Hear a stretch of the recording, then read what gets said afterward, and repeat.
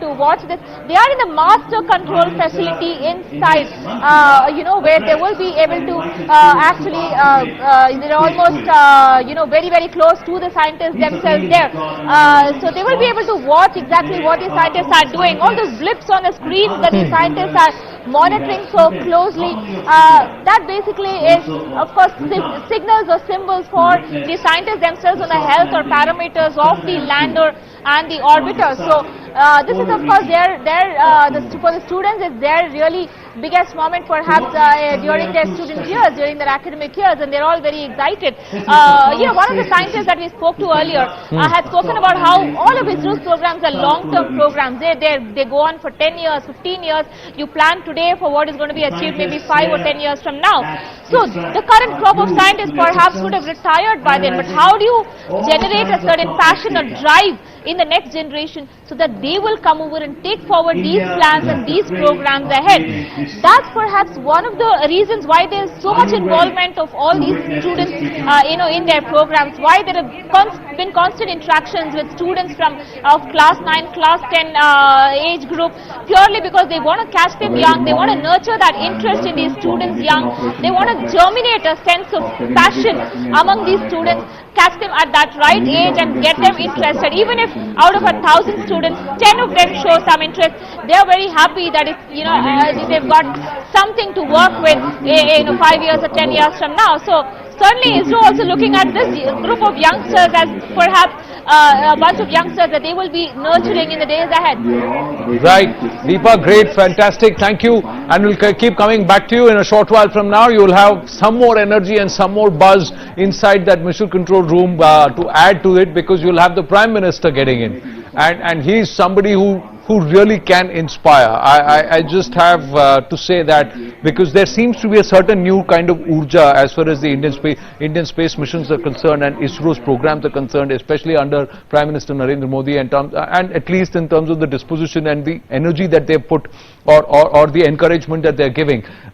This is the mission control room, and I'm just going to draw some energy from them in terms, and our viewers should too, because if the waiting game can be excruciating, you have to understand the patience that these scientists have shown, the perseverance that they have shown, the effort that they're showing at every single point, ladies and gentlemen, to make sure that Chandrayaan-2 is a success, that landing is a success, and thereafter there is an exploration by the rover on the moon's surface, and we are able to get that proof to the world. We were the ones who told them that there is water ice on the moon. We are the ones who will tell them where to find it and in what quantities. That's something which is now driving me. I'm looking past those 15 terrifying minutes. Look at the energy, look at the mood, the smiles all over the face. There was an interesting, now there you go, these are the descent start, rough braking end, fine braking start, fine braking end, vertical descent start, central engine on, touchdown. All the faces have been marked out there. So it's almost like the launch sequence which we had, if you remember, on yes. July 22nd. Correct. So it's going to be the landing sequence. This is the landing sequence. Which is what the minute-to-minute program which has been worked out, and that's what is going to happen. And just to add an interesting point, because you have been seeing the visuals of this touchdown, no? Right. The sensor. So there are touchdown sensors. So the first signal which ISRO will receive, whether Vikram is landed, would come from those sensors which are put on the 4 legs. If all the 4 legs send you the signals, there are touchdown sensors fitted in all the 4. That means the landing has been successful. So those are the very first signals which are going to come, because we are not going to get pictures as such. Because there is a leg camera, I believe, which will take some pictures while the lander is descending. So it will give you what it is seeing. What it is seeing. But I'm not those sure. Those pictures will take some time to come. I'm not sure if the pictures will be priority for ISRO, because they'll be monitoring a few other things. The data will come, but it needs to be processed and put sending the data is going to take time. That's what he said. No, so depending upon the size of the data, the time will get amplified. So the first pictures of the lander Vikram, you will get from the pictures which will be taken by rover. Which will happen sometime early morning or so. So that's the sequence. I think, people are excited, but we are not going to see those hovering. But we can hope to see what the lander is seeing from the cameras fitted on the lander as far as the moon surface. One picture of the lander just touching the moon surface. We expect to get at least one of those. we expect to get. But now let me ask you this: there are a lot of delegates, Ladies. people, invitees, and I think the ISRO team is sitting there. They're all in such great spirit. Even the kids were. What are those images? That's the moon's images coming from the orbiter. Those are probably images those taken are earlier by the orbiter. Earlier images. Yes. Okay. So that is, I think, just for the visual effect to show the trajectory, the descending trajectory. So that will be projected onto these images. Those are not the. You can see so they've you drawn see a the trajectory. You see that blue, little green line? Yes. They've drawn the trajectory how this lander Lander is going to go. land. So this is the trajectory. Projected points. That's what, trajectory, oh, yeah. they just moved away. Yeah. We'll get back to that screen in just a bit. Yeah. Okay. So that's the trajectory. So Yeah. the trajectory is also in a particular Yeah. angle. Yeah. It's That's right. So contrary Parabolic, to how yeah. we think It's it's a- not. going to drop like down. a little- Yeah. It's going to be in an angle. And they've also marked out the surface. Is that shaded darker portion of is that the Atkins Basin? I'm not sure if it is the exact picture, but Because he I mean, said there that are there is so no many direct pictures sunlight. That available area of doesn't the. get too much of sunlight. No, yeah. there are so many pictures available of that region. So perhaps one of those have been used here. One of those has Because remember, this is the first time ISRO is having a touchdown trajectory. I mean, we never had a descent. they never had a touchdown directory. So yeah. we always That had the trajectory. satellites going, the rockets going up Up. and putting it into the orbit. So you always saw it going up. Huh. So first time you are seeing a graph. There's a where it graph is that coming keep down. नीचे आ रहा है. So हाँ. it's a new It's coming. experiment, new. Yeah, I was things talking are- about this image, this Yeah. Vikram descent trajectory. This dark phase, this part that you're seeing, is that the Atkins Basin? Because that's No, a no. huge. That is too big. That's too big. no, Like 2,500 kilometers in terms No, of that's surface. not the I'm Too big for as too clueless big as anybody for who's lunar looking at pole. it as a layman. So I want you guys to tell me what are we seeing those pictures and how I do we think reach that's just an image of a moon that they've put up there. Of course, if you look at even if you look at Earth's poles, see how Yeah. big they are compared to the actual Earth. Yeah. So they aren't going to take a lot of surface area. The good thing about this pole thing was, as sir was pointing earlier, is that you have a nice band where you can get light, but you can also maintain cool enough temperatures Right. for exploration. Right. So this kind of band allows the rover to function for a longer time, because when it needs to get charged, it has to go in sunlight. Correct. But it probably doesn't want to stay there too long, so it gets heated up too much. So that kind of region is also good for this mission.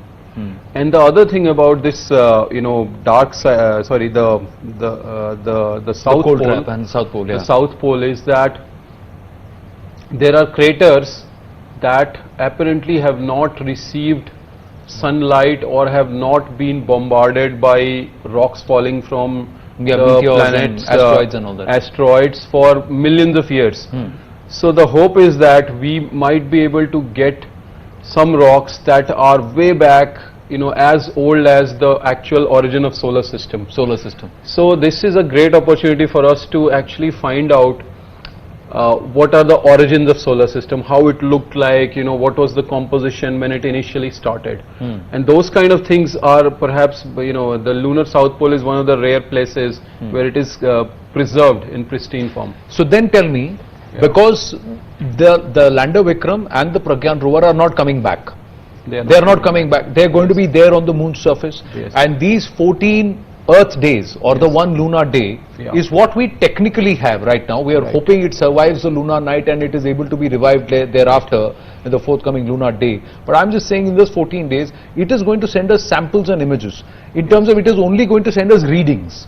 Right. We are not going to get any hard sample back on. You won't, onto Earth. but it has got, the Pragyan is almost like a mini lab in itself. Okay. So it's got some chemical testing equipment. So you are saying something the size of a microwave oven, Yes.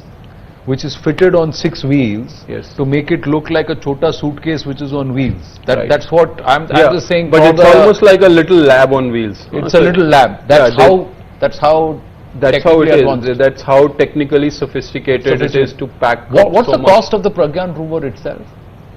I don't know the cost. Maybe sir would have Wait, better No, Right. it idea. has not been revealed by ISRO, It's not been because it revealed. doesn't break down. See, when you are talking of cost, we did. GSLV is about 305 crores, so out of 978 crores, about 600 it crores has to gone on be- to the... See, if there are 13, 14 payloads, each one would have cost. There is a development cost, there is a Correct. material cost, there is a fabrication cost, there is a manpower cost. So if we, Yeah, I the mean, so all that has to be put together. So But you one would say, drive, it would be safe to assume that between the Vikram lander and the Pragyan rover, they would be perhaps the most technologically advanced instruments, gadgets, payloads that is aboard the GSLV? no, in fact, I would say Vikram is the most technologically piece of engineering India has ever made. So, It most not only- technologically advanced piece of engineering that India has ever made, that yeah. is lander Vikram. Absolutely, because that is the first object that has traveled 4 lakh kilometers. First object that's traveled. That has traveled, and it is a piece of engineering. You tell me which part of engineering is not there. You have been mentioning about AI. Right. There is materials. Right. There is navigation. There are sensors. There are cameras. There is battery technology. There is a huge amount of software. That's what Correct. is being driven by AI. Yeah. So you can think of any branch Rocket of boosters, thrusters, yeah, all there of is that any- mechanics yeah, also there's is a there, yeah. thrusters which have chemicals. They are being Yeah. driven by the chemical fuel. So there's any branch of engineering which is not represented there. I mean, practically so it's a marvel, because if you're going to survive such a long distance, then those instruments have to work there. You have integrated them, each connector has to Right. work, each piece of electronics has to work, each chip has to work. So, Right. I mean, that's an amazing piece of technology you have ever put. I mean, Right. you tell me which engine can survive for 4 and 3 and... No, Yes, I Akash. agree with you. Dr. Mukund Rao also with us on Skype. Doc, good morning. Good morning. 36 minutes. 36 minutes. Just about 36 minutes to go for that historic moment. The clock, the revised time, ladies and gentlemen, is 1 a.m. 52 minutes and 54 seconds. By ISRO, this is the revised time for that moment of touchdown on the moon. The touchdown moment time clock officially by ISRO is 1 a.m. 54 minutes and 52 minutes and 54 seconds. So 1:52:54. That's when we are expecting the exact time for touchdown, soft landing on the moon. Akash, you were making a point. I sorry interrupted you. I Then was I'll go saying across to that, Dr. Rao. I was saying that, sir is making a really good point. You see this landing module, Vikram, Yeah. initially we tried to get it from Russia. Right. So clearly, it was the kind of technology that we didn't have. We developed it. So it is a remarkable feat, to be able to do it in that much amount of time when we were denied this technology. And similarly, what we did with our GSLV, the way we've developed cryogenic engine indigenously. This is again one piece of technology that we couldn't, get from overseas. So both of these technologies being developed in-house, I think is a remarkable feat. Let me give you another example of Vikram. The amount of, weight reduction and optimization that had to be done. So for example, just to give you one example, this navigation module that goes on Vikram. So I've been told that the entire navigation sensors, consisting of, the sensors of accelerometer, gyro, and their cables and all that, is only 15 grams. Wow. This is by far the smallest I've ever heard of, a navigation module, because every gram is costing them a lot of money. Everything that needs to go in to be taken on that rocket, go that far. So the kind of optimization that has been done is quite remarkable, and it's these little things that are actually really big. So imagine the amount of structural engineering that must have gone into to try and create some new materials to devise lightweight materials innovation. Dr. Rao, would you agree that the lander Vikram, because Dinesh Sharma here says that it is India's most advanced piece of engineering? I think that would be a very good thing to say about Vikram, in the sense that it's really a very advanced piece of engineering. It has got sophisticated electronics, it has got avionics, it has got control systems, gyros, artificial intelligence, image enhancements, varieties of sensors which are autonomously monitoring, and a tremendous software capability, which can take autonomous decisions based upon the data that is available. So I think it is certainly a great piece of engineering in that sense. And that's why, Anand, just referring to the earlier discussion that we were having, we must look at the Vikram and the Pragyan more as an engineering achievement that is going to be done from a technology point of view, rather than a source of large amounts of data that is going to be available from the moon surface. On the other hand, it is the orbiter which is going to orbit at about 100 kilometers or so all around the moon for about a year, which is going to provide tremendous amount of data that is going to be used for science and for research and for studies and other things. So from a technology point of view, the complexity of Vikram and Pragyan is phenomenally great. From a data point of view, it may not be so much contributing towards the science understanding and other activities, because these are all going to be sample data collected for a very limited part of time. On the other hand, the technological capability on the orbiter. Dr. Rao, sorry to interrupt you. We've got Prime Minister Narendra Modi. He is ahead of schedule because there has been a revision of the timings. Because ISRO about 5 minutes ago said that Vikram lander, the lander Vikram begins its descent in 20 minutes. So at about 1:17. Or 1:16 is when they have already put out, 1:16, 1:17 is when they have already put out that lander Vikram begins its descent in about 20 minutes. And Prime Minister Narendra Modi already at the ISRO headquarters 10 minutes before his scheduled arrival. At 1:30 he was supposed to arrive. He's there at 1:20 itself, and Dr. Sivan is escorting him, bringing him inside ISRO. The Prime Minister has himself undergone a grueling schedule, and he's leading by example in terms of hard work and in terms of staying at it. And his energy is being matched by the energy of the scientists at ISRO. Great moment here, and he's going straight ahead. Dr. Sivan is trying to show him a replica or a model of the Vikram lander, what it's actually going to do, what is going to happen, from where